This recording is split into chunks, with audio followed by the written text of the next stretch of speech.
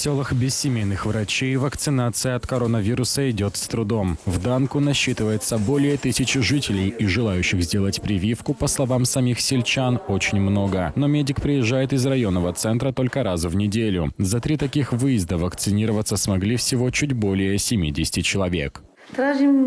Надеемся, что избавимся от коронавируса. Чтобы получить свободу, всем нужно сделать прививку. Медицина и pentru oameni.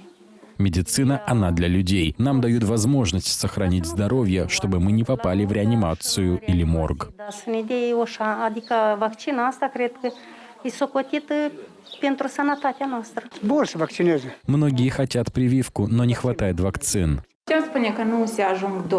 Нельзя сказать, что вакцин не хватает, но врач приезжает только по четвергам и не может принять много людей за день.